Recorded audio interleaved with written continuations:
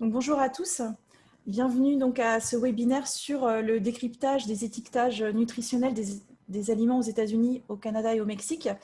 Donc, je suis Cindy Le Guerne, conseillère chez Bretagne Commerce International, et je suis aujourd'hui accompagnée de Charlotte Philippard et Amine El Horch, consultants réglementaires chez Foodinov. Je les remercie chaleureusement d'avoir accepté d'intervenir sur cette thématique. L'idée du webinaire aujourd'hui, il va porter sur le contexte et le contenu de l'étiquetage nutritionnel des produits alimentaires. Donc avant d'exporter un produit alimentaire au-delà des frontières de l'Union européenne, il est important de s'assurer que l'étiquetage du produit est conforme à la réglementation du pays visé. Donc aujourd'hui, l'approche va concerner 3 pays, donc les États-Unis, le Canada et le Mexique. Amine et Charlotte vont vous apporter des éléments donc, à réadapter en comparaison avec l'Union européenne, notamment son règlement INCO. Seront également évoquées les évolutions réglementaires à venir et leurs impacts. Quelques petites informations pratiques sur ce webinaire. Donc, vous allez pouvoir poser vos questions dans le module que vous allez voir en bas de votre écran qui s'appelle Q&R, donc questions et réponses. Et je me permettrai de les poser donc aux intervenants à la fin donc de leur présentation. Je choisis de ne pas les interrompre car nous avons un délai limité pour vous donner un maximum d'informations.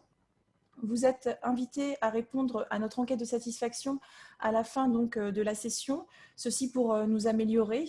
Et aussi, on vous invite à recenser les thématiques que vous aimeriez que l'on développe lors de prochaines réunions d'information. La présentation qui vous est projetée aujourd'hui vous sera envoyée par mail à l'issue du webinaire. Nous allons maintenant entrer donc dans le cœur du sujet. Donc, je vais laisser la parole à Charlotte et Amine et je vous souhaite un excellent webinaire. À vous, Charlotte et Amine. Ok, merci Cindy. Bonjour à tous. Pour commencer, avant de rentrer dans le vif du sujet, je vais vous présenter très rapidement Foodinov Nutrition pour que vous sachiez qui nous sommes et ce sur quoi nous travaillons.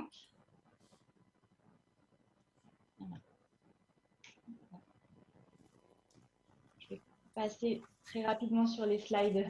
Oui, de BCI, parce que la plupart des entreprises nous connaissent et puis elles auront l'occasion de pouvoir les visualiser lorsqu'on leur enverra par mail. Ouais. Donc Foodinov Group est une entreprise de conseil pour l'industrie agroalimentaire, de conseil scientifique, réglementaire et innovation. On est environ 23 personnes aujourd'hui, dont une majorité d'ingénieurs et de docteurs en nutrition, sciences des aliments. Et c'est une société qui a 30 années d'expérience dans le domaine de l'innovation. Donc, j'ai les slides qui défilent doucement. Nos marchés privilégiés sont les industries agroalimentaires au sens large, mais aussi le milieu de la diététique et des compléments alimentaires et la restauration et les métiers de bouche. Et vous connaissez peut-être une de nos deux entités, Foodinov Développement basé à Nantes et Foodinov Nutrition basé à Rennes. Donc Amine et moi travaillons dans l'équipe de Rennes chez Foodinov Nutrition. Très rapidement, pour balayer les activités de Foodinov Nutrition, on est très actif sur des sujets liés à la veille scientifique, technique, réglementaire, veille marché, veille nutritionnelle. Donc, on a un blog sur lequel on rédige des articles pour synthétiser des sujets. Donc, on publie ça toutes les semaines, réservé à nos abonnés. Et puis, on fait aussi des veilles spécifiques sur certaines thématiques à la demande de clients. Nous avons également une expertise sur du conseil réglementaire pour du montage de dossiers scientifiques, dossiers réglementaires sur l'alimentation courante, mais aussi l'alimentation particulière, les novel foods, les compléments alimentaires, l'accompagnement sur des allégations nutritionnelles, allégations de santé. Au-delà du réglementaire, on accompagne nos clients sur l'expertise nutritionnelle pour les aider, par exemple, dans la conception de produits à vocation nutritionnelle particulière. On peut les aider sur du profilage nutritionnel, sur de l'étiquetage, des allégations ou même sur l'optimisation de chartes de progrès nutritionnel. Et puis, nous sommes référencés Datadoc en tant qu'organisme de formation. Donc, nous dispensons tous les ans un certain nombre de formations sur des thématiques précises. Vous pouvez consulter notre catalogue de formations sur notre site internet. Nous avons également à Rennes un laboratoire de R&D avec une équipe qui s'occupe de développer des produits à vocation nutritionnelle et puis une autre équipe transfert industriel qui va être en charge de mettre sur le marché et passer à l'échelle industrielle les produits qui sont développés dans notre laboratoire. Bonjour à tous. Pour me présenter à mon tour, donc, je suis Amine Elorché, je suis consultant donc, au sein de Foodinov comme Charlotte et je suis chargé de l'activité Export Alim. L'activité Export Alim donc, consiste en l'accompagnement réglementaire à l'export donc, hors UE, à la fois sur des thématiques de réglementation de produits à travers la mise en conformité d'étiquetage ou la vérification de l'exportabilité en vérifiant l'autorisation des ingrédients et des additifs par exemple ou répondre à des questions réglementaires spécifiques. On réalise également des formations sur des thématiques réglementaires comme la réglementation des USA. Et on accompagne sur les procédures douanières. Comme on sait donc aux États-Unis, il y a des procédures douanières qui sont assez spécifiques, qui concernent l'enregistrement des entreprises et des notifications des produits, des marchandises avant leur arrivée sur le territoire douanier. Donc, on accompagne nos clients sur ces thématiques-là. Alors, le périmètre de notre accompagnement concerne les pays à fort potentiel export. Donc, ça veut dire les USA, le Canada, des pays comme la Chine et le Japon. Dans le cadre de nos prestations réglementaires, on propose également une veille réglementaire à l'export. Donc, qu'on appelle la lettre export, qui revient sur les actualités réglementaires, plutôt axée réglementation produit, et donc à travers une newsletter qui renvoie vers les articles rédigés sur notre blog Foodinov.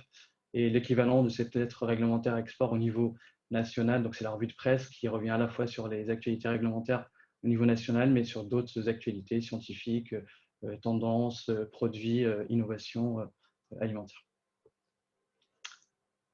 Sans trop tarder, donc passons aujourd'hui au vif, allons dans le vif du sujet. Qui nous intéresse aujourd'hui. Donc, comment décrypter l'étiquetage nutritionnel des aliments aux USA, au Canada et au Mexique. Donc, nous avons choisi ces 3 pays parce qu'il y a des similarités, mais il faut aussi prendre en compte toutes les différences qu'il y a sur ces pays-là. Donc, au niveau du déroulé, on va commencer par une introduction assez large sur le sujet. Et puis ensuite, on balayera la thématique de l'étiquetage nutritionnel des aliments aux USA, puis au Canada et enfin au Mexique. Donc, tout d'abord, vous êtes bien évidemment tous conscients qu'il est très complexe de développer des produits alimentaires qui vont répondre aux exigences de plusieurs pays, et notamment en matière d'étiquetage et d'étiquetage nutritionnel. Chaque pays a ses propres règles d'étiquetage des denrées alimentaires. Donc, il y a eu des tentatives d'harmonisation, et notamment le Codex Alimentarius a développé des standards internationaux pour l'étiquetage des denrées alimentaires, mais ça reste des choses qui sont tout à fait volontaires et chaque pays décline ses propres règles au niveau national en termes d'étiquetage et d'étiquetage nutritionnel. Donc, il n'y a absolument pas de règles universelles au niveau international sur l'étiquetage nutritionnel. C'est pourquoi il est primordial de vraiment connaître les règles qui sont applicables à chaque pays où on commercialise ces produits. Notamment, on voit parfois des emballages multi-pays. C'est souvent très difficile d'avoir un emballage commun qui va être conforme en termes d'étiquetage et d'étiquetage nutritionnel à plusieurs pays ou régions du monde. Donc, quand on parle d'étiquetage nutritionnel, qui va être notre sujet aujourd'hui, on va parler bien sûr de la déclaration des valeurs nutritionnelles. On va parler aussi de la déclaration nutritionnelle en face avant, donc on désignera sous le terme de front of pack. On aurait pu aussi évoquer la question des allégations nutritionnelles qui fait partie de l'étiquetage nutritionnel, mais ce ne sera pas l'objet de notre présentation aujourd'hui. C'est un sujet très très large qui pourrait faire l'objet d'un autre webinaire complet sur le sujet.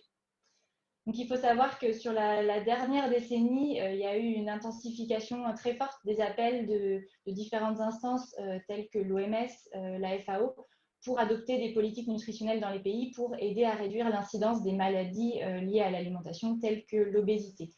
Dans ces appels de ces différentes instances, on retrouve des recommandations assez fortes sur l'étiquetage nutritionnel, notamment le fait de rendre l'étiquetage nutritionnel obligatoire pour tous les aliments et les boissons, ce qui n'est pas du tout le cas aujourd'hui dans le monde. On va le voir sur une slide suivante. L'étiquetage nutritionnel n'est pas obligatoire partout. L'OMS et la FAO ont aussi émis une recommandation sur la mise en place d'un système d'étiquetage nutritionnel front of pack, Donc ces instances-là, on croit très fortement sur le fait que la simplification de l'information nutritionnelle peut permettre aux consommateurs de mieux comprendre les aliments qu'ils ont dans leur assiette et faire de meilleurs choix alimentaires. Donc, ils ont publié un guide à ce sujet, un projet de guide à ce sujet en 2019, dont vous trouvez le titre ici, et qui donne des consignes sur ce que devrait être un système d'étiquetage front of pack. Donc, à l'échelle internationale, aujourd'hui, il y a une très, très grande diversité de modèles d'étiquetage nutritionnel. On vous en a mis ici quelques exemples. On voit déjà au premier coup d'œil qu'il y a des grosses différences sur le format et le rendu final du tableau. Si on regarde plus en détail, on voit que dans certains pays, l'étiquetage se fait pour 100 grammes de produit. Dans d'autres pays, c'est par portion. On a des déclarations de certains micronutriments pour certains pays, alors que d'autres ne vont étiqueter que les macronutriments. On a des informations qui sont mises en avant spécifiquement, et on le reverra plus tard sur la partie USA, mise en avant des calories, des sucres ajoutés, des acides gras trans qu'on ne retrouve pas dans tous les pays. On a également des apports de référence qui sont différents d'un pays à l'autre, des règles de calcul qui peuvent être différentes, des règles d'arrondi qui sont différentes, des modèles qui sont différents en termes de format, de design graphique. Il est possible aussi parfois d'avoir plusieurs langues sur un même étiquetage. Et puis, il y a encore le fait que dans certains pays, et de plus en plus, l'étiquetage nutritionnel est obligatoire, mais il reste volontaire dans certains pays du monde. Donc, ça fait beaucoup d'exigences à maîtriser quand on veut commercialiser un produit sur un marché. Il faut bien comprendre toutes les règles d'étiquetage qu'il y a pour le pays en question. Donc, à l'échelle internationale, on peut noter qu'il y a une grande disparité dans le timing de mise en place d'un étiquetage obligatoire. Les USA ont été le précurseur de la mise en place d'un tableau nutritionnel obligatoire depuis 1994 déjà. On suivi l'Australie et la Nouvelle-Zélande en 2002, le Canada en 2007. Pour le Mexique, c'est arrivé en 2011, la Chine, c'est arrivé en 2013, et l'Europe, l'Union européenne, seulement en décembre 2016 avec l'entrée en vigueur du règlement INCO. Donc, ça ne veut pas dire que dans tous ces pays-là, il n'y avait pas d'étiquetage nutritionnel volontaire auparavant, mais on voit bien quand même que l'étiquetage obligatoire est arrivé assez tard dans certains pays. Au niveau de l'étiquetage nutritionnel front of pack, il y a également un nombre de systèmes assez variés. Alors, vous connaissez certainement déjà à l'échelle européenne ou même en France, où on a pu voir un certain nombre de systèmes avant qu'il y ait une harmonisation. Mais si on regarde à l'échelle internationale, il y a encore plus de systèmes qui existent. Malgré les efforts pour guider les pays vers des systèmes harmonisés, ce n'est pas le cas aujourd'hui, et ça rend très complexe pour les consommateurs la compréhension de ces systèmes-là. Donc, on va avoir des systèmes de type logo positif qu'on retrouve beaucoup dans les pays nordiques de l'Union européenne, avec par exemple le logo en trou de serrure vert, le keyhole, ou le Smart Choices, qui permettent de mettre en avant des aliments plus sains. On va avoir des systèmes basés simplement sur les apports de référence, donc les systèmes type GDAs qu'on va retrouver aux États-Unis, qui font juste un rappel en face avant des informations nutritionnelles qui sont dans le tableau.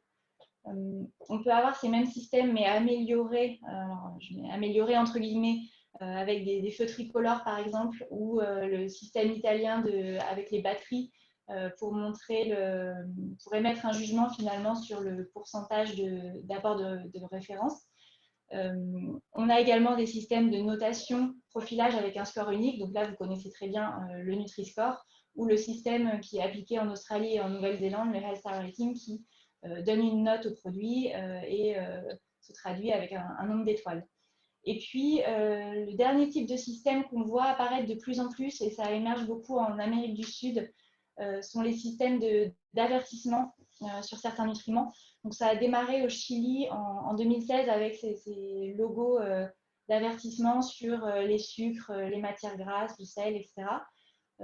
On voit ces logos apparaître aussi désormais dans d'autres pays d'Amérique du Sud tels que le Brésil, le Pérou, l'Uruguay, mais également dans d'autres pays comme le Mexique et le Canada. Donc, on y reviendra tout à l'heure.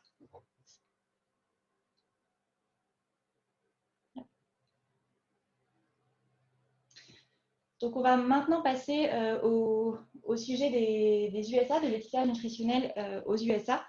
Donc, tout d'abord, quelques généralités pour vous redonner le contexte. Donc, aux USA, il y a deux autorités réglementaires principales qui vont encadrer l'étiquetage des produits. Donc, il y a la FDA, la Food and Drug Administration, et l'USDA, l'US Department of Agriculture. Donc, globalement, la majorité des produits aux USA sont encadrés par la FDA. Pour l'USDA, on va être sur certains produits carnés, ovoproduits ou viande. Mais globalement, la plupart des produits vont être sous la législation de la FDA. Donc, c'est bien la FDA qui a mis en place l'étiquetage nutritionnel à travers le Nutrition Labeling and Education Act en 1990 et qui a abouti donc, en 1994 à un étiquetage obligatoire pour tous les aliments aux USA. Donc, c'est un règlement qui est assez ancien et qui avait connu très peu de révisions jusqu'en 2016 où il y a eu une publication par la FDA de nouvelles règles modifiant significativement le tableau nutritionnel. Donc, il y a eu une très grosse refonte de la réglementation en 2016 qui a abouti à un nouveau format des Nutrition Facts qui est applicable donc, globalement depuis le 1er janvier 2020 avec une dérogation pour les petites structures pour une application au 1er janvier 2021. Sachant qu'avec la crise actuelle du Covid, la FDA a indiqué qu'elle serait tolérante sur les contrôles sur la mise en place de du nouveau format d'étiquetage nutritionnel. Donc, entre 1994 et 2016, il y avait eu une seule modification en 2006 qui était pour l'ajout des acides gras trans. Mais sinon, c'est vrai que c'est un tableau qui n'avait quasiment pas bougé depuis tout ce temps. Donc ça, c'est le tableau pour la FDA. En parallèle, l'USDA a modifié ses règles d'étiquetage nutritionnel pour s'aligner avec la FDA. Donc, on va également voir sur les produits encadrés par l'USDA un tableau similaire aussi désormais. Alors, pourquoi on a eu une telle mise à jour du tableau en 2016 Globalement, il faut savoir que donc, entre 1994 et 2016, il y a eu des avancées scientifiques énormes sur la thématique du lien entre l'alimentation et les risques de maladies chroniques. Donc, aux États-Unis, tout ça est publié notamment dans les Dietary Guidelines for Americans, qui sont à peu près l'équivalent de notre PNNS en France et qui sont révisés à peu près tous les 5 ans. On notait dans ces nouveaux guidelines une forte volonté de réduire l'apport en calories par les sucres ajoutés. C'est pourquoi ça se traduit dans le nouveau tableau nutritionnel qu'on va regarder plus en détail. Au-delà de ces avancées scientifiques, il y a également une évolution des quantités de produits consommés. Donc, entre 1994 et 2016, les Américains les tailles des portions consommées par les Américains ont évolué et ça a nécessité un ajustement des quantités de référence utilisées pour le tableau nutritionnel. Et puis, il y a eu également des changements dans les directives alimentaires avec la volonté de mettre en avant d'autres nutriments tels que les calories, de mettre plus en avant les portions, d'ajouter les sucres ajoutés dans le tableau nutritionnel alors qu'il n'y était pas avant. Donc voilà, donc ce nouveau tableau est vraiment le reflet des nouveaux enjeux nutritionnels de santé publique aux États-Unis. Donc si on regarde le tableau original versus le nouveau tableau, les principales modifications qu'on va noter, c'est d'abord tout en haut la façon dont la portion, donc appelée serving size, est exprimée. Vous voyez que c'est désormais en gras et ça ressort plus. Donc il y a vraiment une importance donnée à la taille de la portion. Et derrière cela, on va en reparler un petit peu après, mais les tailles des portions ont été modifiées pour certains types d'aliments. Donc il y a eu des portions de référence qui ont été baissées et d'autres qui ont été augmentées. C'est le cas notamment pour les glaces où la portion de référence a été augmentée. Pour la plupart des boissons, hormis pour les jus de fruits, la portion de référence a aussi été augmentée. C'est le cas aussi pour les yaourts. Donc l'objectif était que l'étiquetage nutritionnel se fasse vraiment sur la base des produits tels qu'ils sont réellement sur le marché. D'avoir des portions qui sont en phase avec la réalité du marché. Autre modification importante sur le tableau et qui est très visible, c'est la mise en avant des calories. Donc, la taille de la police des calories est beaucoup plus importante, le chiffre ressort beaucoup mieux. Par contre, tout ce qui était indiqué avant, les calories issues des matières grasses ne sont plus étiquetées. Vu que ce que je vous disais auparavant, désormais, c'est plutôt les calories issues des sucres ajoutés qui sont importantes. Donc ça, c'était la deuxième modification majeure. Troisième modification, c'est en termes des daily values, donc les apports de référence qui ont été mis à jour et qui font que le calcul des apports de référence étiquetés sur les nutrition facts ont évolué également. Et puis enfin, vous verrez qu'il y a eu des nutriments ajoutés. Donc je vous parlais des sucres ajoutés, donc ça c'est vraiment la nouveauté de ce tableau nutritionnel.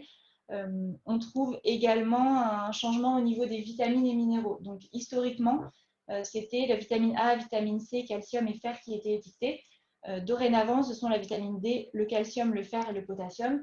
Tout ça, encore une fois, en phase avec une volonté de mettre en avant certains nutriments et notamment le fait que, par exemple, il n'y a plus forcément de carence aux États-Unis sur la vitamine A. Par contre, la vitamine D est un nutriment qu'il faut surveiller de plus près. Donc, on le retrouve aujourd'hui sur l'étiquetage.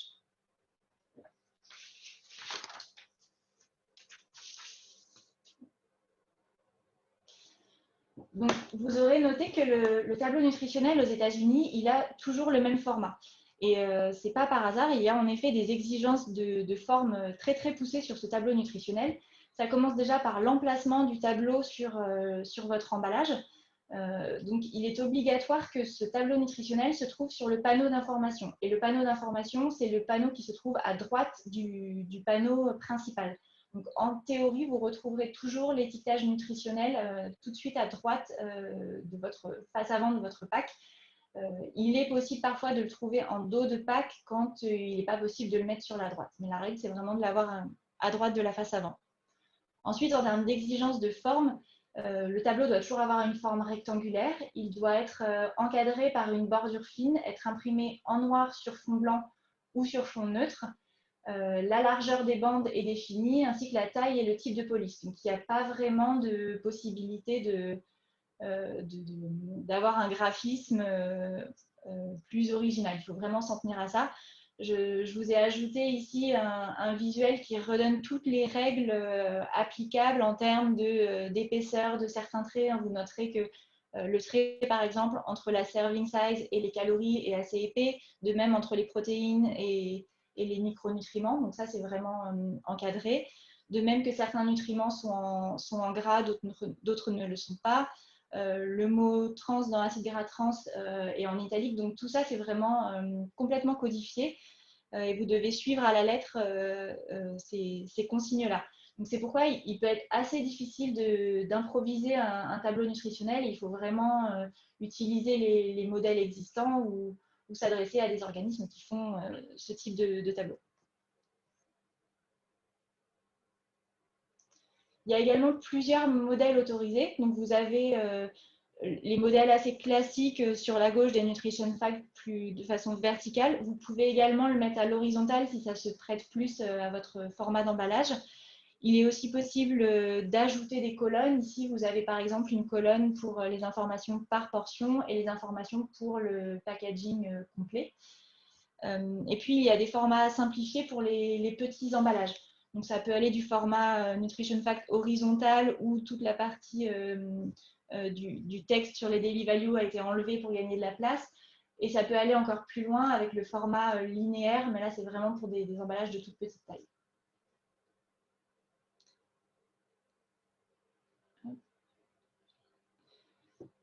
Donc, j'en ai terminé avec les exigences de forme. On va passer aux exigences de fond. Donc, vous aurez noté que c'est un tableau nutritionnel qui est assez complet par rapport à ce qu'on peut avoir sur notre tableau en Europe. Déjà dans la mesure où il y a des macronutriments et des micronutriments à étiquetage obligatoire. Les valeurs sont toujours exprimées par portion et non par 100 grammes et elles sont exprimées sur le produit tel que vendu au minimum. On peut également avoir une deuxième colonne avec les informations pour le produit remis en œuvre, mais la base, c'est pour le produit tel que vendu. Au niveau de la langue, le tableau devra toujours être en anglais au minimum, mais il est également possible d'avoir un étiquetage bilingue, par exemple anglais-français, anglais-espagnol, c'est ce qu'on voit le plus couramment. Donc sur ce tableau, dans la disposition, vous aurez toujours les informations sur les portions et les calories en haut. Ensuite, les macronutriments avec à la fois la valeur absolue et la valeur exprimée en pourcentage des apports de référence. Et puis en dessous, de même, les micronutriments exprimés en valeur absolue et en pourcentage des apports de référence.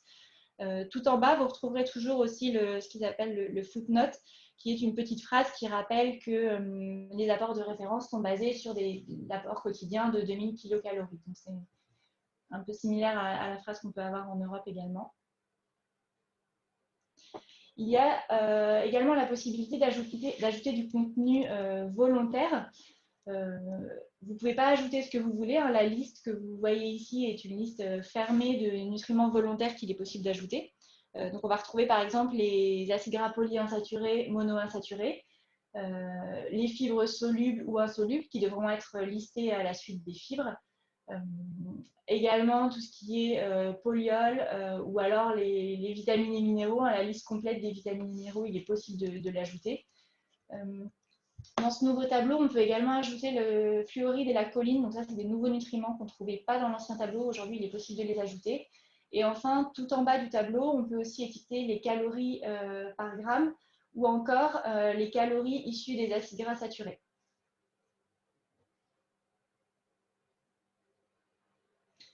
Alors, je vous parlais tout à l'heure de la serving size et du fait que les portions de référence ont été revues. Et ça a son importance puisque aux États-Unis, l'étiquetage nutritionnel se fait à la portion, mais la portion, ce n'est pas vous qui la déterminez comme vous voulez. Il y a vraiment des règles précises. Donc, tout ça se fait en fonction des portions types qui ont été définies par la FDA. Donc, il y a un guide FDA qui définit par catégorie de produits des portions types qui correspondent en fait à la quantité raisonnablement susceptible d'être consommée par occasion de consommation. Donc, ils vont par exemple définir pour les brownies, la portion de référence, c'est 40 grammes. Et donc, vous, en fonction du poids réel de votre brownie, par exemple, vous allez déterminer si votre serving size, c'est un brownie, 2 brownies, 3 brownies, ou peut-être un demi seulement, ou un tiers. Enfin, il y a toute une série de règles qui vous permettent de définir cette portion. Donc, ce n'est pas du tout aléatoire, c'est complètement encadré. Et c'est un point sur lequel il faut faire très attention. Il y a souvent des erreurs sur le calcul de la serving size. Après la serving size, le calcul de l'apport énergétique. Donc, vous aurez noté que l'énergie est exprimée seulement en kilocalories et pas en kilojoules. Donc, pour calculer cet apport énergétique, il existe en fait 6 méthodes de calcul. Auparavant, il n'y en avait que 5. Il y en a une 6e qui a été ajoutée par la FDA, mais il faut savoir que la méthode la plus utilisée, c'est la méthode classique avec les facteurs de conversion 4, 4, 9 pour les glucides, les protéines et les matières grasses respectivement. Donc concrètement, c'est la même méthode que vous allez retrouver pour le calcul en Europe. La seule différence, c'est qu'aux États-Unis, les fibres sont comptabilisées dans les glucides totaux. Et donc, quand vous allez appliquer le facteur de 4 calories par gramme pour les glucides totaux, vous l'appliquez aussi sur les fibres. C'est pourquoi il existe aussi d'autres méthodes qui vous permettent, notamment dans un produit qui contiendrait beaucoup de fibres ou des polyols par exemple, de calculer les calories différemment et d'appliquer un facteur de conversion différent sur les fibres et les polyols pour réduire le niveau de calories. Donc ça peut être intéressant sur certains types de produits. Ensuite, donc les added sugar, qui est vraiment la grosse nouveauté de ce tableau nutritionnel américain et qu'on ne retrouve pas sur nos tableaux en Europe. C'est un étiquetage obligatoire. Alors, qu'est-ce qu'on va inclure dans la partie sucre ajouté? Eh bien, ce sont tous les sucres qui sont ajoutés au cours du process ou aussi les sucres qui sont commercialisés en tant que tels, en tant que produits sucrants. Donc, par exemple, un sachet de sucre à proprement parler va être étiqueté avec 100 grammes de added sugar. Donc, quels sont ces sucres? Ce sont en fait tout ce qui est mono et disaccharides dits libres, dont par exemple les sucres des sirops, les sucres du miel ou encore les sucres des jus de fruits et des jus de légumes concentrés qui sont en excès par rapport à ce qu'il y a dans un jus de fruits 100% pur fruits. Donc, c'est-à-dire que si vous avez dans votre produit un jus de fruits 100% pur fruits, ça ne compte pas comme des sucres ajoutés. Par contre, si vous utilisez un jus de fruits ou un jus de légumes qui est concentré, vous allez compter une part de sucre ajouté qui correspond uniquement au sucre qu'il y a en plus par rapport à un jus de fruits 100% pur fruits. Attention, il y a quelques exemptions quand même, notamment si vous commercialisez un jus de fruits ou un jus de légumes concentré vendu tel quel directement au consommateur, comme par exemple un concentré de jus d'orange surgelé, ce ne sera pas comptabilisé comme des sucres ajoutés. ou de même dans certains jus de fruits concentrés qui seraient utilisés pour formuler la composante fruits de certains bonbons, confitures, conserves ou tartinables aux fruits. Dans ce cas-là, ce ne serait pas non plus comptabilisé comme des sucres ajoutés. Donc, la FDA a publié un guide très très complet sur les added sugar et la façon de les calculer. Vous avez ici les principes généraux. Après, au cas par cas, selon vos types de produits, vous pouvez vous référer à ce guide-là pour avoir un calcul vraiment précis. Donc, il faut savoir que les sucres ajoutés ne peuvent pas être mesurés par une analyse en laboratoire. Donc, il s'agit vraiment d'un calcul à faire sur la base des ingrédients présents dans votre produit. Donc, vous aurez certainement besoin d'interroger vos fournisseurs parfois pour comprendre qu'est-ce qui est vraiment un sucre ajouté dans votre ingrédient ou pas. Donc, vous aurez noté aussi qu'il y a un étiquetage obligatoire de vitamines et minéraux, donc une vitamine et 3 minéraux qui sont obligatoires. Vous devrez indiquer à chaque fois la valeur et le pourcentage. Si jamais votre vitamine ou minéral était présent à un pourcentage d'apport de référence inférieur à 2%, vous pourriez éventuellement supprimer la ligne de ce nutriment du tableau, mais il faudrait dans ce cas ajouter une mention en bas du tableau précisant que le produit n'est pas une source significative de potassium, par exemple. Pour l'étiquetage des vitamines et minéraux volontaires, il est possible de le faire uniquement si cette vitamine ou ce minéral est présent à plus de 2% de l'apport de référence. Enfin, attention aux unités de mesure et aux valeurs de référence puisqu'ils ont été actualisés en 2016. C'est le cas par exemple pour la vitamine D où auparavant elle était étiquetée en unité internationale alors qu'aujourd'hui elle est étiquetée en microgrammes. Donc, il faut bien veiller à utiliser les bonnes unités et les bonnes valeurs de référence. Donc, si on résume tout ce qu'on s'est dit et en faisant un focus sur tous les pièges à éviter quand on a l'habitude de faire un étiquetage européen et qu'on se lance dans un étiquetage nutritionnel pour les USA, premièrement, l'étiquetage sur l'emballage, donc bien à droite du panneau principal. Bien respecter la charte graphique en termes de taille des caractères, d'espacement, de largeur des lignes, de police de caractères. Attention au choix de la serving size, au calcul du nombre de servings et du nombre de servings par emballage. Vous devez systématiquement avoir les deux informations. Les arrondis des valeurs sont également différents de ce qui se fait en Europe. Vous noterez qu'on voit rarement de chiffres avec une décimale et encore moins dans les pourcentages qui sont toujours exprimés sans décimale. Veillez à bien inclure les acides gras trans donc qui font partie des matières grasses. Étiquetez également le cholestérol, le sodium et non pas le sel. Attention à bien comptabiliser les fibres qui font partie des glucides totaux. D'ajouter aussi les sucres ajoutés. Et puis, la difficulté souvent, c'est de connaître les teneurs en vitamines et minéraux des produits, puisque c'est des informations que vous n'avez pas forcément sur votre produit pour l'Europe. Donc, soit en passant par une analyse en laboratoire ou une analyse nutritionnelle par calcul sur la base des teneurs trouvées dans les ingrédients. Et puis enfin, utiliser les bonnes valeurs de référence qui ne sont pas les mêmes que celles de l'Union européenne. Un dernier point sur les US, sur l'étiquetage front of pack.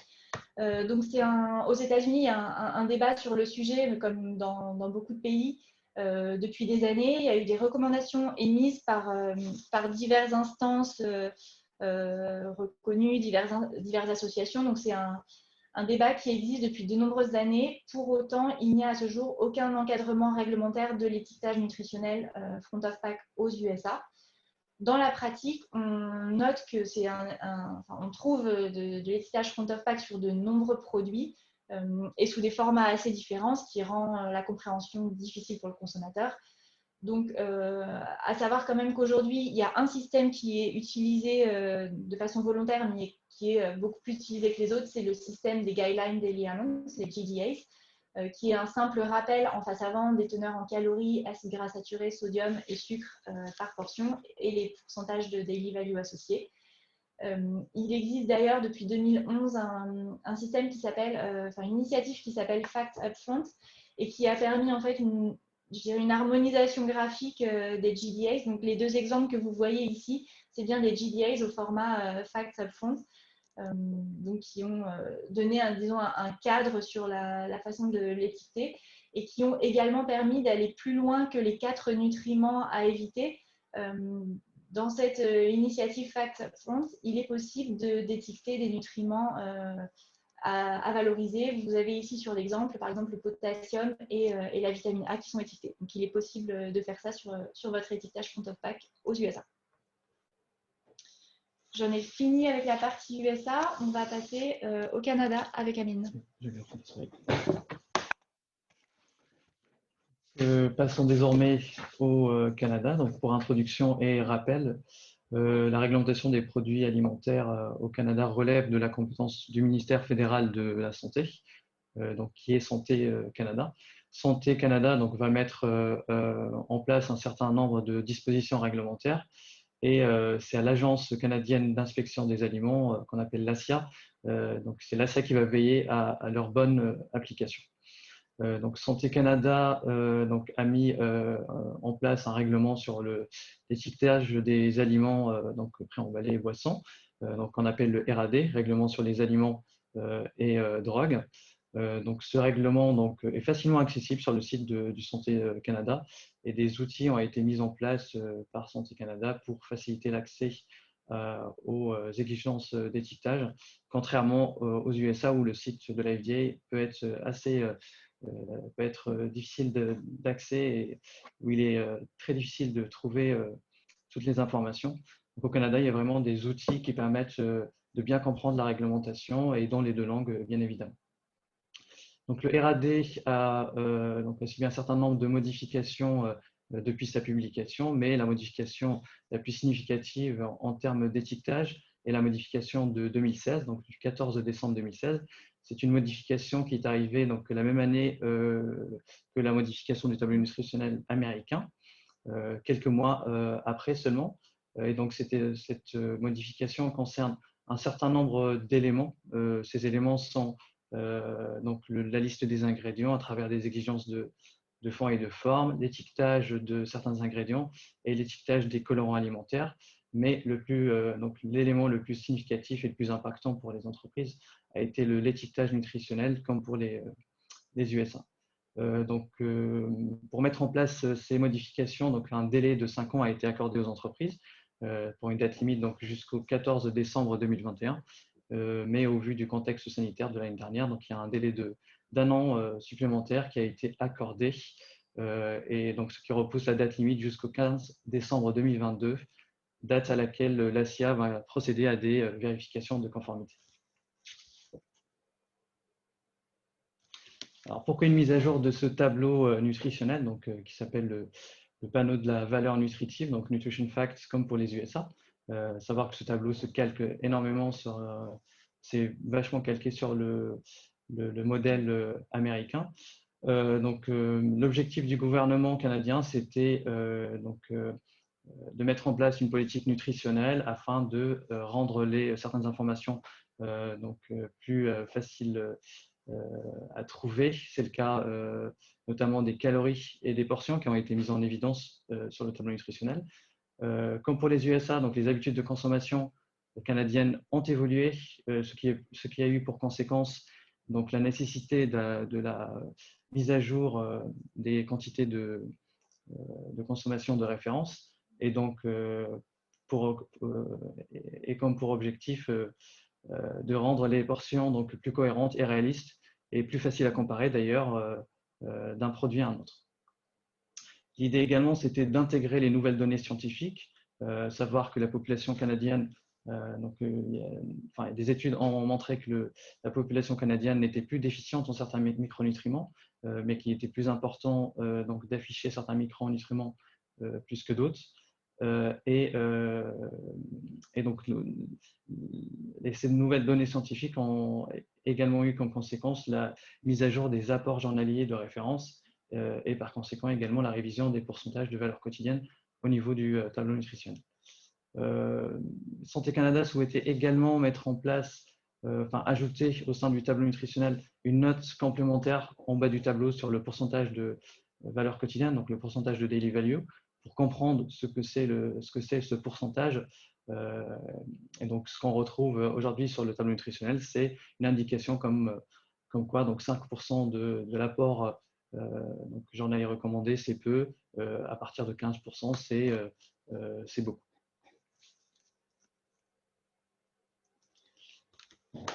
La mise à jour du tableau nutritionnel donc, a eu comme conséquence aussi une mise à jour de la charte graphique du tableau nutritionnel, donc une mise à jour assez légère parce que le tableau donc, canadien, comme son équivalent américain, comme l'a expliqué Charlotte tout à l'heure, dépend d'une charte graphique très très précise. Donc on va avoir une forme rectangulaire, donc des exigences qui vont de la largeur des bandes à la taille et type de police, l'utilisation des majuscules et minuscules, l'impression en noir sur fond blanc ou neutre. Et donc ces exigences en fait ont été conservées bien sûr, mais la charte graphique a évolué légèrement de par l'ajout de certains nutriments ou de la mise en évidence d'autres. Quant à l'emplacement, ça n'a pas changé par rapport à la réglementation précédente. L'emplacement du tableau nutritionnel canadien dépend de la notion de cette notion de surface exposée disponible, la SED, qui est donc la surface d'étiquetage disponible sur le produit et qui est habituellement donc le côté droit de la face avant ou le côté arrière. Donc là, on va avoir les informations de type liste des ingrédients et allergènes, nom et adresse du fabricant ou distributeur.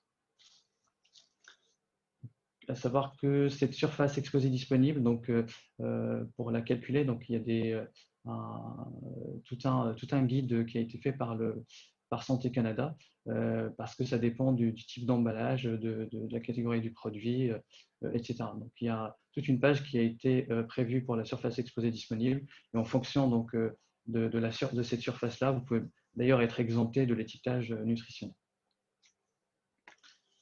Donc, il existe également plusieurs modèles de tableaux qui sont autorisés. Donc, on retrouve les mêmes modèles que par le passé, c'est-à-dire des modèles verticaux, linéaires, tabulaires, linéaires pour les petits emballages, une possibilité d'indiquer des informations nutritionnelles par portion ou par contenant, voire par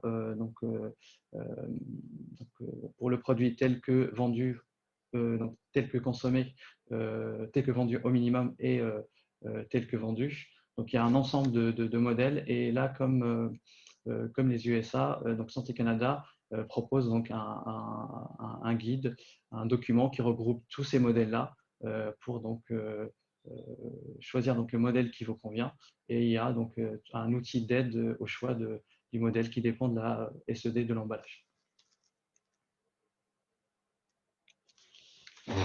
Comme son équivalent américain, le tableau nutritionnel canadien est un tableau nutritionnel très complet. Il inclut à la fois des macronutriments et des micronutriments à déclaration obligatoire, donc qui sont déclarés par portion.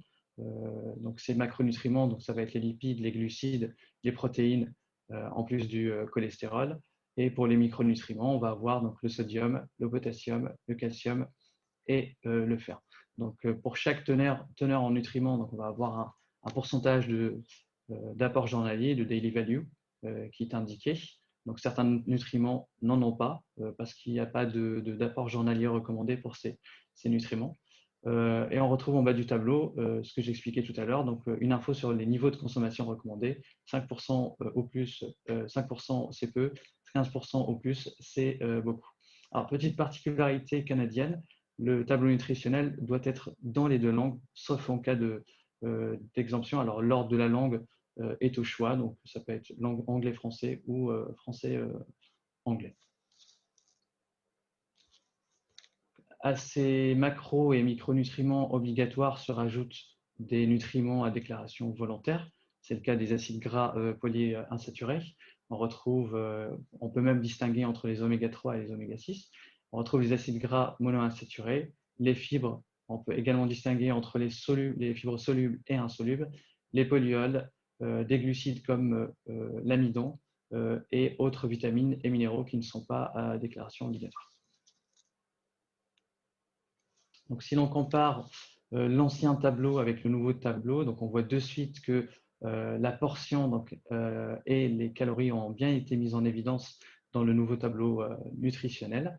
On retrouve également donc une modification des micronutriments, donc pour en avoir que 3 au lieu des 4 habituels, vitamine A, C, calcium et fer. Donc aujourd'hui, on a plutôt du potassium, calcium et du fer. Et puis la note complémentaire en bas du tableau. Alors pour les éléments qui ont été mis en évidence, donc c'est le cas de la serving size. Donc la serving size, donc la portion étiquetée comme aux USA, donc se base sur des quantités de référence pour les aliments, donc des quantités de référence canadiennes, et ces quantités de référence sont clairement précisées dans un tableau qui est facilement accessible sur le site de Santé Canada.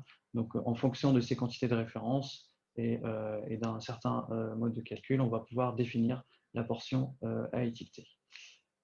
Pour l'apport énergétique, donc pour les calories, également, donc elles sont exprimées en kilocalories par portion. Le calcul peut se faire donc avec les facteurs de conversion habituels, 9, 4 et 4 pour les matières grasses, glucides et protéines respectivement. On peut également donc inclure d'autres facteurs énergétiques pour les fibres et les polymères. Alors, qu'en est-il des sucres ajoutés? Comme l'a expliqué Charlotte tout à l'heure, les sucres ajoutés ont été ajoutés au sein du tableau nutritionnel américain. Ce n'est pas le cas du tableau nutritionnel canadien. Pourquoi? Tout simplement parce que la politique de Santé Canada était plutôt de regrouper les ingrédients à base de sucre au sein de la liste des ingrédients pour que ce soit beaucoup plus facile d'accès au consommateur et pour que le consommateur comprenne ce que le terme sucre regroupe. Donc, dans l'exemple affiché, donc dans les sucres, on va avoir de la mélasse, de la cassonade et du sucre. Donc, les ingrédients à base de sucre ont été définis par Santé Canada. Donc, encore une fois, il y a vraiment tous les sucres possibles qui sont affichés sur une page prévue sur le sujet, donc pour vous aider justement à étiqueter les sucres au sein de la liste des ingrédients. J'en profite au passage d'ailleurs pour rappeler que la liste des ingrédients donc, a évolué depuis 2016 et a des exigences vraiment de fond et de forme à respecter. Donc il y a également un encadré comme pour le tableau nutrition.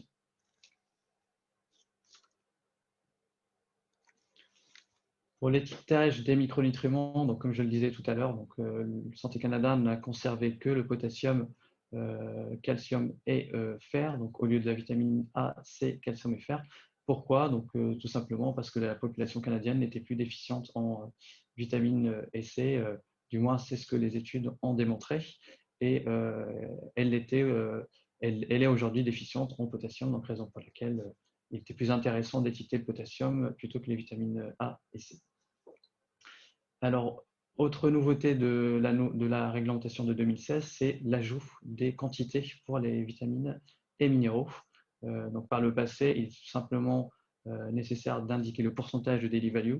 Aujourd'hui, il est obligatoire d'indiquer la teneur et le pourcentage de daily value pour les micronutriments.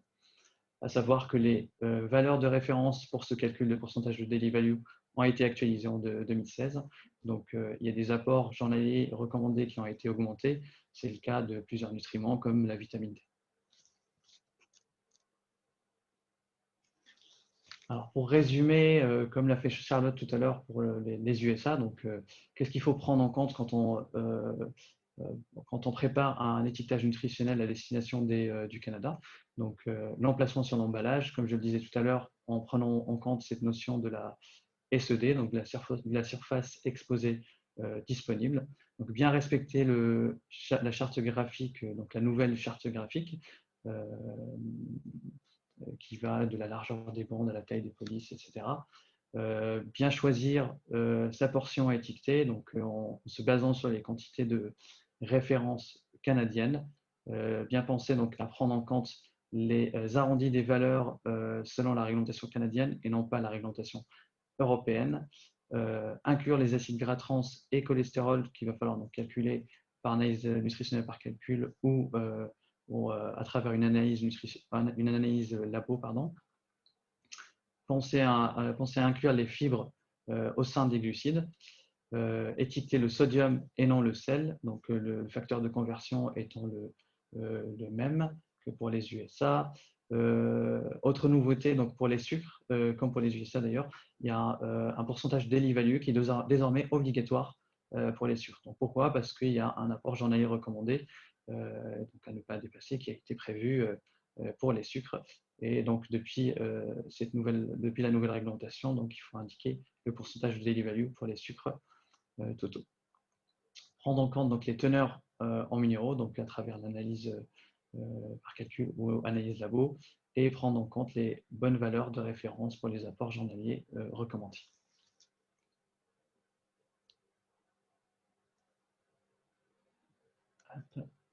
Ça marche pas.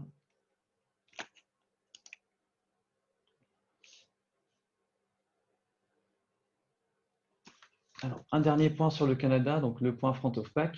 Pour information, donc le Canada, contrairement aux USA, est en train de mettre en place une réglementation front of pack, donc une réglementation qui est en cours de réflexion depuis 2016 et qui concerne les aliments donc à haute teneur en nutriments préoccupants, ce qui correspond à peu près à plus de 15% de daily value en ces nutriments. Donc, les nutriments concernés, ça va être le sodium, les sucres et les acides gras saturés. Donc, il y a une première consultation publique qui a été lancée fin 2016 pour consulter donc, les Canadiens sur la mise en place d'une telle réglementation. Donc, à la suite de cette consultation, donc en février 2018, il y a eu un projet de règlement qui a été préalablement publié et qui visait à rendre obligatoire la position de ces symboles. Et dans la foulée, donc, dans le même mois, donc, il y a eu le lancement d'une autre consultation en ligne et qui concernait cette fois-ci le choix des symboles nutritionnels avec 4 possibilités, dont le symbole donc, avec la loupe que vous avez certainement probablement aperçu dans les actualités réglementaires. Donc la prochaine étape, c'est quoi? On attend donc la publication finale du règlement qui est à venir, probablement en 2021 de ce que j'ai compris. Mais en raison du contexte sanitaire, peut-être que ce sera repoussé. Et donc cet étiquetage sera obligatoire, il ne sera pas volontaire à son entrée en vigueur.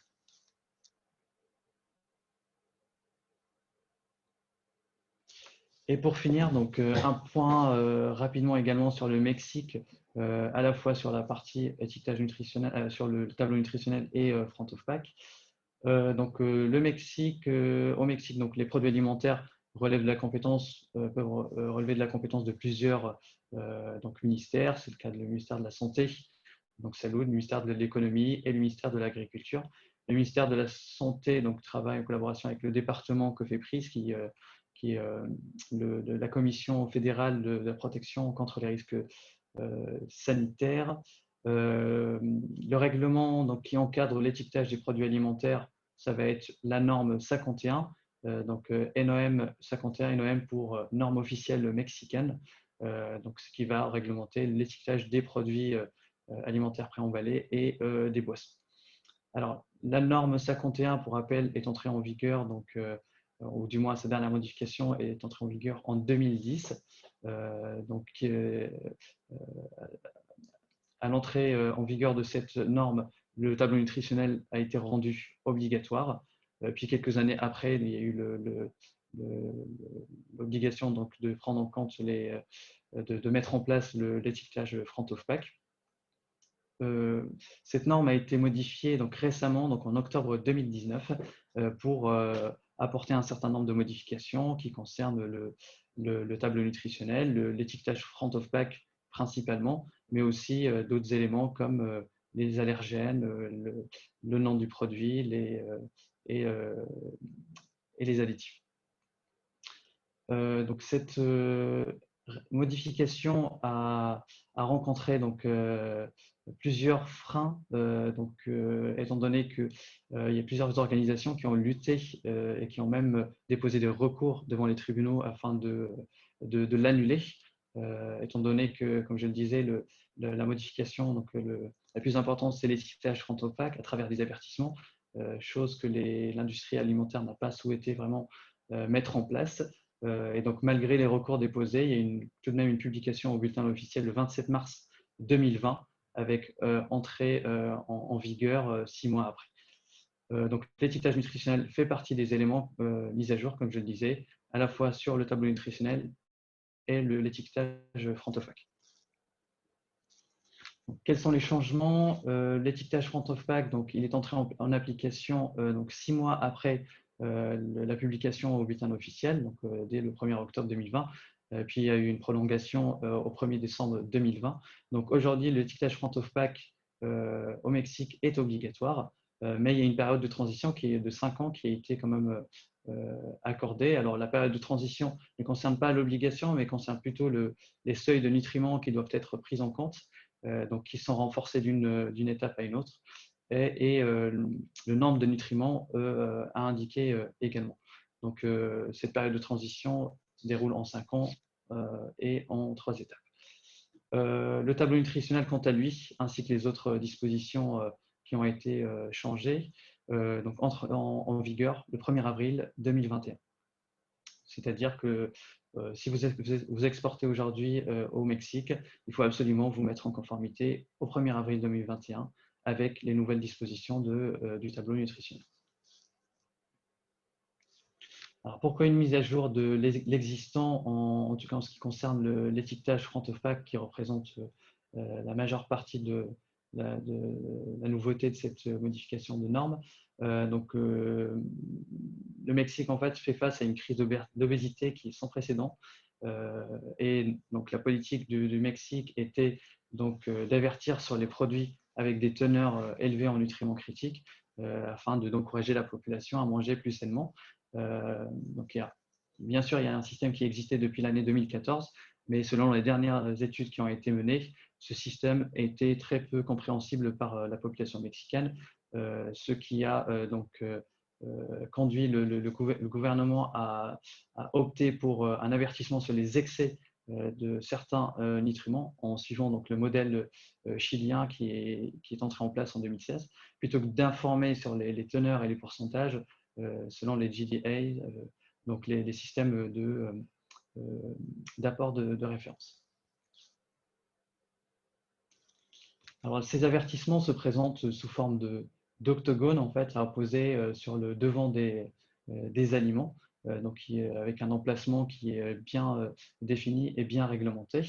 Donc, ces octogones, en fait, concernent les 5 nutriments, contrairement au Canada, où ça concerne plutôt 3 nutriments. Donc, ces 5 nutriments, ça va être le sodium, les acides gras trans, les acides gras saturés, les sucres ajoutés et les calories.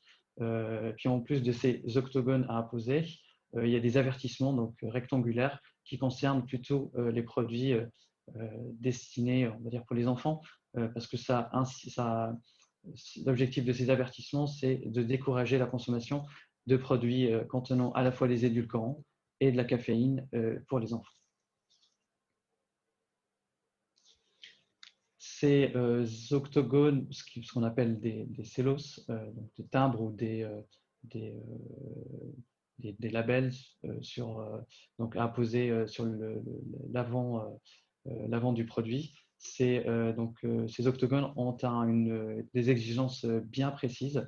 Donc, il y a une charte graphique à respecter, mais il y a aussi un ordre d'indication des nutriments qui est à respecter également. Donc, on ne peut pas indiquer au choix ces octogones, donc il faut reprendre les modèles tels qu'ils sont prévus par la réglementation. Alors, pour les petits emballages, il y a eu une autre manière d'appréhender la question, c'est plutôt d'indiquer le nombre de nutriments concernés au sein d'un seul octogone. Donc, les nutriments qui dépassent bien évidemment les seuils critiques définis par la réglementation. En ce qui concerne le tableau nutritionnel, celui-ci a également évolué. Comme vous pouvez le voir, le tableau nutritionnel se calque également sur la réglementation américaine, ou du moins sur le modèle américain. Après, il y a eu des nouveautés, il y a eu des changements de la version précédente. Il y a une déclaration de macronutriments, comme pour les USA et le Canada, acides lipides, glucides et protéines, et indication de certains micronutriments. Donc, on retrouve seulement le sodium. Alors après, ce que la réglementation a apporté comme modification, c'est qu'il y a de nouveaux nutriments à déclaration obligatoire. C'est le cas des sucres ajoutés, comme pour les USA, et les acides gras trans. Mais il y a aussi le format qui a changé pour la déclaration des informations nutritionnelles. Donc, comme pour les USA, on va avoir un renseignement à la fois sur la portion et le nombre de portions par contenant, mais la déclaration des informations nutritionnelles va se faire par 100 grammes et par 100 millilitres, sauf pour les calories qui vont être à la fois déclarées par contenant et par 100 grammes et 100 millilitres.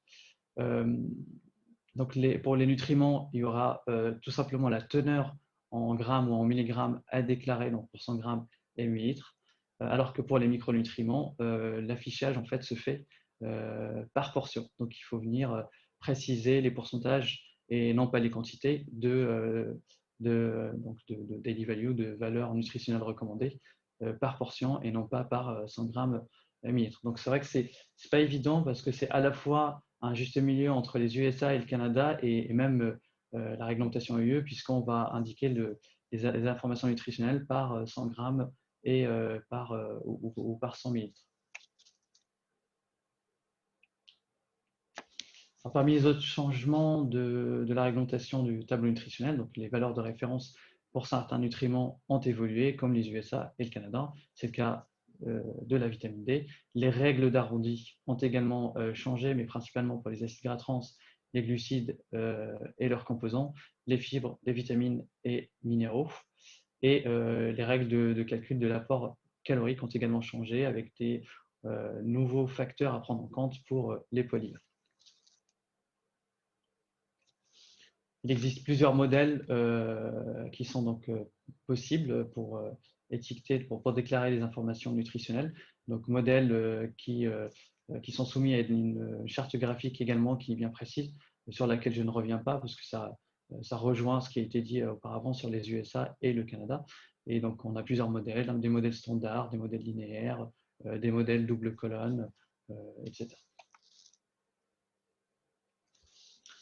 Pour résumer, donc comme pour les USA et pour le Canada, donc, quand on exporte un produit au Mexique, pour la partie table nutritionnelle, il est important donc, de prendre en compte la notion de l'emplacement sur l'emballage, le respect de la charte graphique, l'indication d'une portion et du nombre dans le contenant, donc ce qui ne se fait pas forcément dans la réglementation UE, mais bien penser à déclarer les informations nutritionnelles par 100 grammes et par millilitres, sauf pour les micronutriments qui doivent être indiqués par portion, donc du moins les vitamines et minéraux à déclaration volontaire. Bien faire attention à l'arrondi des valeurs. Il faut lister les acides gras trans seulement, alors qu'aux USA et au Canada, on va lister les acides gras trans et le cholestérol. Lister les sucres ajoutés. Donc là, ça rejoint le modèle américain. Pensez à étiqueter le sodium et non pas le sel. Prendre en compte donc, les pourcentages, les apports journaliers recommandés pour les vitamines et minéraux à déclarer par portion et utiliser donc les bonnes valeurs qui ne sont pas forcément celles de l'IFE.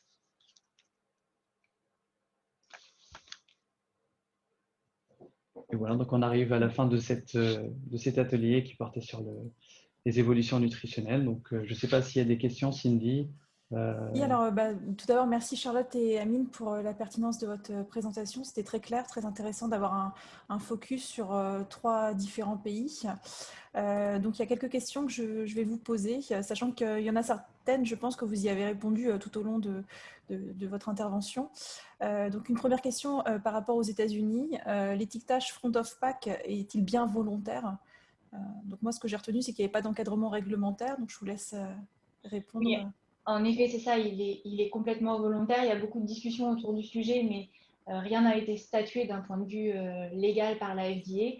Donc aujourd'hui, on retrouve plein de systèmes différents, mais le plus souvent, c'est le système que j'ai montré qui est celui des GDAs, donc une simple répétition en face avant des nutriments, des teneurs en 4 nutriments et leurs apports de référence. Mais ça reste vraiment une application volontaire.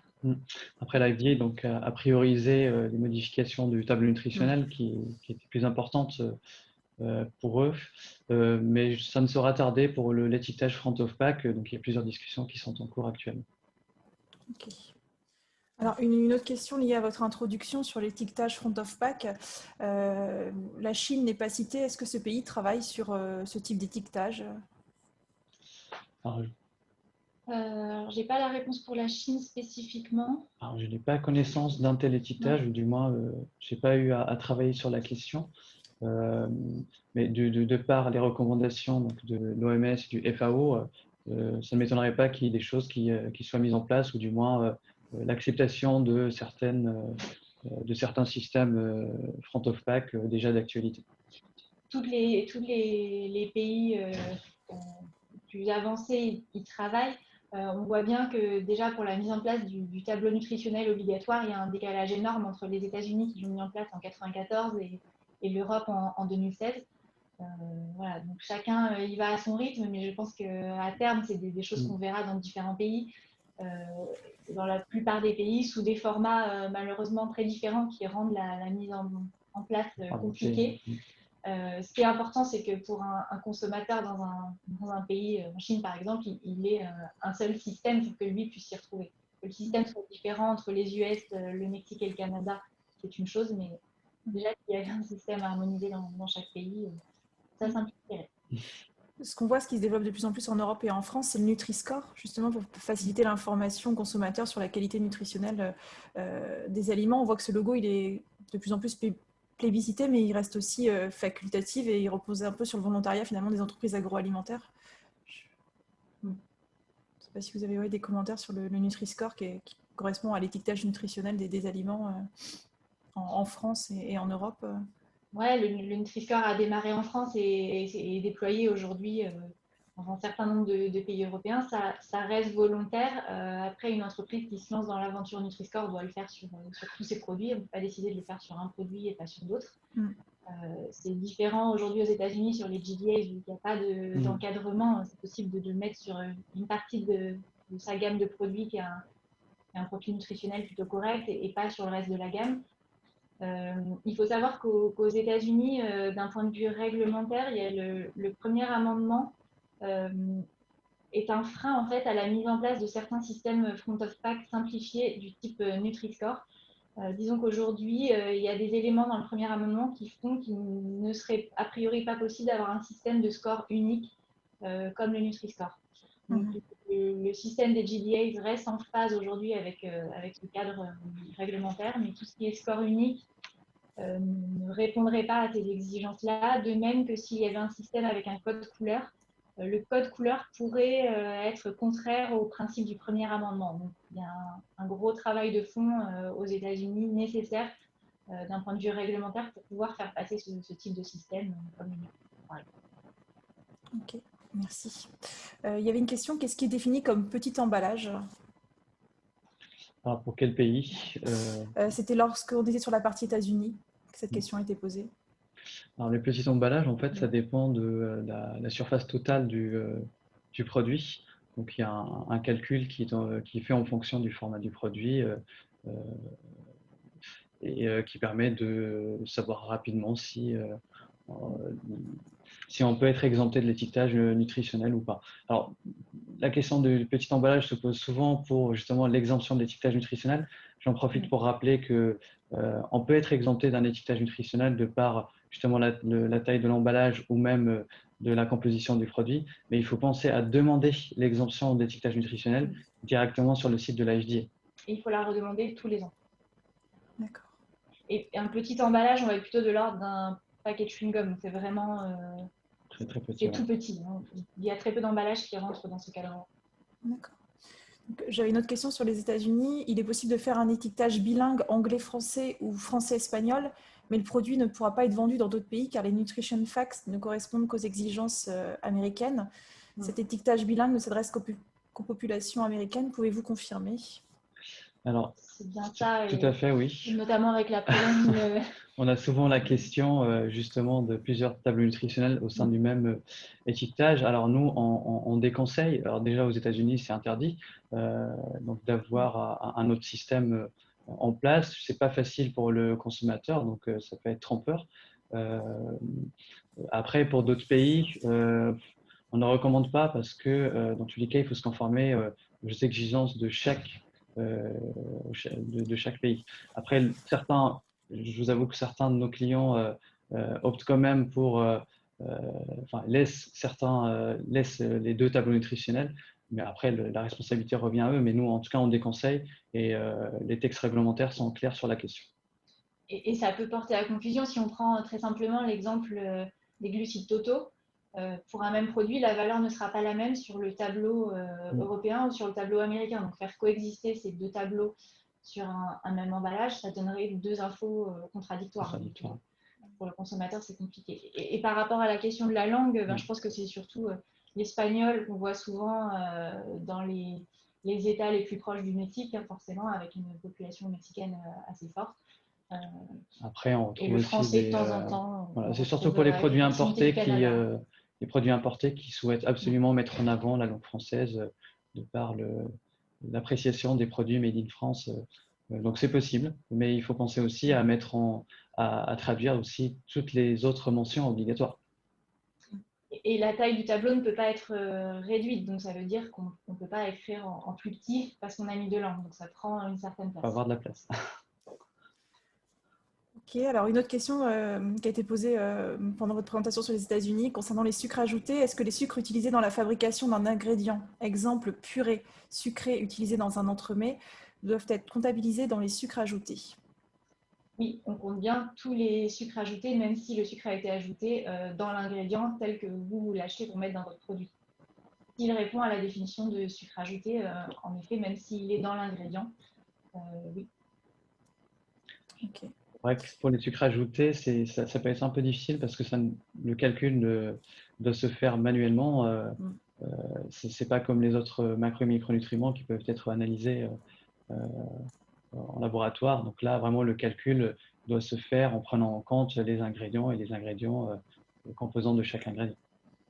Okay. Ce qui peut être complexe, c'est qu'en effet, les fournisseurs d'ingrédients européens n'ont pas l'habitude de faire ce calcul-là, mais il faut aller leur demander le détail de la composition pour pouvoir faire cette analyse de combien il y a de sucre ajouté dans mon ingrédient.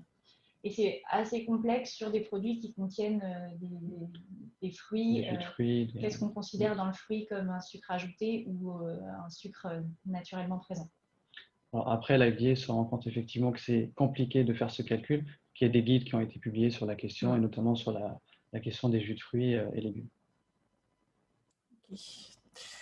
Concernant les valeurs de référence nutritionnelles, quelle est votre recommandation concernant les différences qu'il peut y avoir en fonction des différents pays? En effet, pour un produit destination Union européenne et Canada, par exemple, la cible nutrition infantile 12-36 mois, y a-t-il des différences de valeurs nutritionnelles de référence? Quelles recommandations pour ne pas passer à côté? Pour ne pas passer à côté des dernières évolutions, il faut prendre tout simplement les dernières quantités de référence proposées par la FDA. Après, il faut bien faire attention. Donc, un produit à la fois pour l'Europe et pour les États-Unis, donc ça me paraît très difficile, en tout cas en termes d'étiquetage. Bien faire attention parce que les produits infantiles sont des produits qui sont vachement contrôlés par la FDA. Donc, il y a intérêt à bien se conformer avec les exigences réglementaires. Et les valeurs de référence ont évolué récemment dans la nouvelle réglementation, mais il n'y a pas non plus de changement tous les ans. Donc, il faut en effet savoir quelles sont ces valeurs pour ce pays-là. Et une fois qu'on les connaît, faire les calculs sur la base des bonnes valeurs. Mais en effet, on ne peut pas du tout appliquer les valeurs de référence européennes pour un produit qui part au Canada. Elles sont certainement proches sur certains nutriments, mais il y a des disparités malgré tout. Okay, alors, il y avait une autre question. Est-il possible d'utiliser des valeurs nutritionnelles issues du SQL ou est-il nécessaire de présenter des analyses en cas de contrôle? Alors non, c'est bien autorisé. Donc, les deux méthodes sont autorisées, l'analyse nutritionnelle par calcul, que ce soit sur la base des informations SQL ou même USDA, l'analyse labo. Les deux méthodes sont acceptées pour pour le calcul des informations nutritionnelles. Et donc, il y a une base de données USDA qui est un peu l'équivalent du SQL, mais version américaine, sur laquelle vous pouvez aller chercher des informations nutritionnelles. C'est assez détaillé, ça va même souvent plus loin que le SQL et c'est plus proche de la réalité des produits américains. Donc, c'est intéressant d'aller consulter cette base de données également. Ok, merci. Alors, on avait une question. Où puis-je trouver les informations relatives à l'USDA? Donc, la personne mettait qu'il lui semble qu'elle n'est pas concernée par les modifications qui concernent la FDA. Alors, c'est vrai que, comme l'a précisé Charlotte tout à l'heure, donc les produits relèvent, les produits alimentaires relèvent de la compétence de la FDA ou de l'USDA, donc c'est en fonction de la catégorie des produits. Donc, plutôt les produits à base de viande, de zooproduits, donc ils vont plutôt relever de la compétence de l'USDA. Comme l'a précisé Charlotte tout à l'heure, donc l'étiquetage nutritionnel est également valable pour les produits qui relèvent de la compétence de l'USDA. Donc là, ce qu'on a présenté aujourd'hui, c'est des évolutions réglementaires pour les produits de façon plus large, mais l'USDA en fait applique les mêmes règles. Et donc pour les informations nutritionnelles, il faut appliquer les règles de l'FDA. Bien sûr, il y aura des différences en fonction des produits, mais là, on est sur du cas par cas. Il faut voir les produits en question. Et c'est vrai qu'historiquement, dans les règles d'étiquetage entre les règles FDA et USDA, il y a souvent eu des décalages. Aujourd'hui, les deux agences tendent à harmoniser tout ça pour simplifier la mise en place d'un étiquetage par les opérateurs. C'est plus simple pour l'étiquetage nutritionnel. Après, sur d'autres aspects comme les additifs, ça peut être complexe parce que ce n'est pas forcément toujours les mêmes additifs qui sont autorisés. Alors, on avait une autre question qui est un peu plus spécifique. Si un pack a une surface supérieure à 40 square inch, mais aucun espace contigu suffisant pour afficher les tableaux recommandés pour cette taille de pack, est-il possible d'utiliser un tableau dédié au packaging inférieur à 40 square inch? S'il n'y a pas de très place, précis. en général, c'est parce que l'opérateur cherche à mettre peut-être trop d'informations marketing ou il faut vraiment privilégier au premier abord les informations obligatoires. Donc, l'étiquetage nutritionnel est une information obligatoire. Ça doit venir avant toute information à vocation plus commerciale. Je ne me rappelle plus de la surface exacte à prendre en compte pour la notion des petits emballages, mais c'est vrai que pour les tout petits emballages, il est possible d'indiquer que pour avoir les informations nutritionnelles, se référer à, par exemple, au site de la société. Mais plus petit que voilà, il faut que ce soit très petit et il faut demander l'exemption. Alors 40, je ne mesure pas vraiment, je n'ai pas les seuils sous les yeux, mais j'ai plus le seuil non plus en tête, mais de tête, le 40 si la personne qui a posé la question pourrait nous contacter, on pourrait lui envoyer l'information. En détail, oui. C'est vrai que souvent, le tableau nutritionnel prend beaucoup de place sur les emballages de petite taille, sur lesquels il reste obligatoire. Il peut prendre énormément de place et on n'a pas l'habitude sur nos emballages européens d'accorder autant de place à ces informations. C'est clair. J'avais une autre question. Ces étiquetages nutritionnels plus front of pack s'appliquent-ils aux produits destinés à être transformés? C'est-à-dire en B2B? Oui. Non, donc, nous, ce qu'on a présenté aujourd'hui, c'est vraiment les produits tels que proposés aux consommateurs, donc c'est plutôt B2C. Alors après, est-ce que la société donc, qui va utiliser ces données va avoir besoin de ces informations ou pas? Nous, ce qu'on recommande à nos clients, en tout cas dans le B2B, c'est de fournir le même niveau d'information au cas où donc, le distributeur souhaite apposer certaines informations par la suite. Pour l'étiquetage front of pack, bon, ce sera obligatoire pour le Canada et le Mexique, ça ne l'est pas pour les USA. Donc, tout dépend après de l'utilisation du produit par le distributeur. J'ai une question pour le Canada. Donc, une entreprise qui indique que jusqu'à présent, ils pouvaient mettre valeur nutritive disponible plus numéro de téléphone de leur importateur. Est-ce toujours possible? Alors, tout dépend de la surface de l'emballage. Ça rejoint ce qu'on disait sur les USA. Est-ce que donc là encore, donc la SED canadienne qui renvoie vers la notion de petit emballage donc est bien définie. Il faudrait juste vérifier si si la société en question entre bien dans cette catégorie. Okay. Où peut-on trouver la base de données nutritionnelles américaine? J'ai plus le nom du La site en table tête, USDA, mais une recherche Google permettrait d'y accéder facilement. Je pense qu'en tapant USDA Nutrition Database, on tombe rapidement dessus. Ouais. C'est vraiment très très connu, donc on peut facilement la trouver sur les moteurs de recherche. Oui, database USDA, on devrait facilement avoir accès. USDA, oui. D'accord. Alors, j'ai une dernière question sur le module. Ces réglementations concernent uniquement donc, les produits à destination des consommateurs ou les étiquetages de produits vendus en B2B sont aussi concernés? Je pense qu'on y a répondu. Je pense également, oui. Justement. Donc, ok, bah, écoutez, là, pour le moment, je ne vois plus d'autres questions. Je pense que votre présentation a été très claire. Écoutez, s'il n'y a pas plus de questions, j'espère que ce webinaire donc, a répondu à vos attentes. Je remercie. Alors, attendez, je vois quelque chose. Bon, il y a une personne qui vous remercie pour vos réponses. Voilà, okay. Merci de ce feedback. Je vous remercie beaucoup, Charlotte et Amine, pour la préparation du contenu de ce webinaire, votre disponibilité, pour la qualité de votre présentation. Merci à tous pour votre écoute et je vais vous souhaiter une excellente journée et vous dire à bientôt. Merci Cindy. Merci également. Bonne journée. Au revoir.